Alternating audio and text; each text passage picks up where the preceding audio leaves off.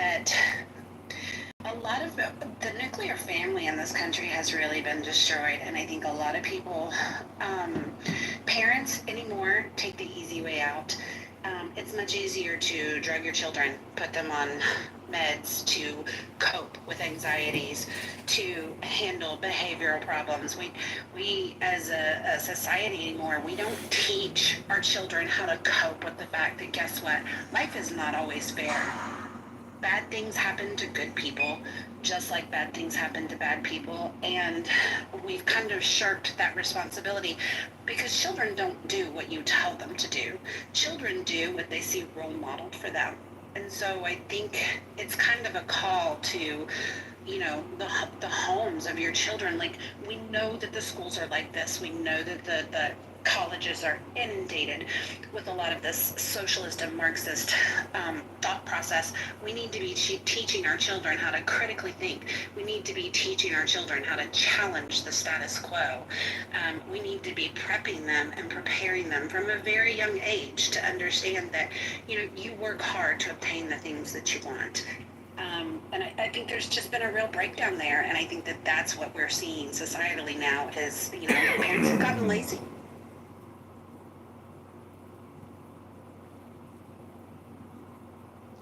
If I may speak, since there's been a gap, as a professor at a community college, and I have tenure there now, one of my responsibilities is to look at some of the adjunct professors and make sure that they're abiding by, the standards in the curriculum. Like, are they teaching the students to write 10,000 words? Are they ready to transfer to a UCLA or UC Berkeley, et cetera, et cetera? And I go and visit one professor. Please don't dox me about this because I'm just being upfront about it. I went and visited one professor's class, and he's playing video of Bernie Sanders. In his syllabus, he says he's an avowed socialist. He says this. This is what he says. And he's like, we need to get rid of Donald Trump. Kamala Harris isn't even the one for us. We should be voting for Bernie Sanders, and we should have socialism because capitalism is evil, it exploits the poor, et cetera, et cetera. This is what's in his syllabus. And these are first-year students. They're just coming out of high school, so most of them are 17 and 18 years old. And then I observed him for 1 hour.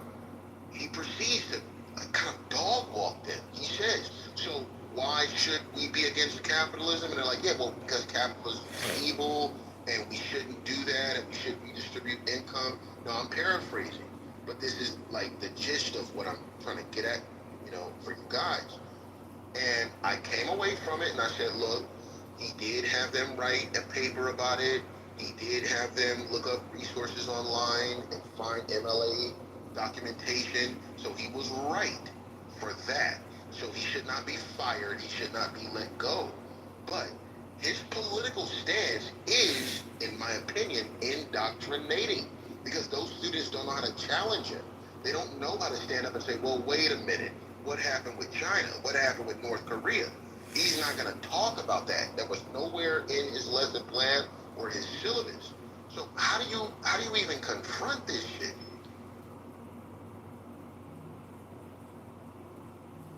Yeah, I think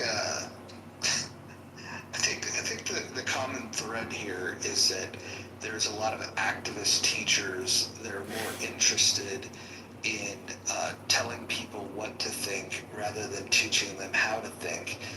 And I think there should be just more attention brought to this fact. And by the way, parents, where are their responsibilities in this? When their kids are like, oh, hey, I'm about to finish high school, I can get into a university, sit down with them and talk to them about, like, okay, is this an institution of higher learning that's going to prepare you for a career and to help you, learn how to think better? Or is that an indoctrination camp that's going to poison your mind with a bunch of dog shit? I will say I'm very happy to see the current trend of people recognizing, by the way, when the left says that they want a refund for their fucking college education, they're even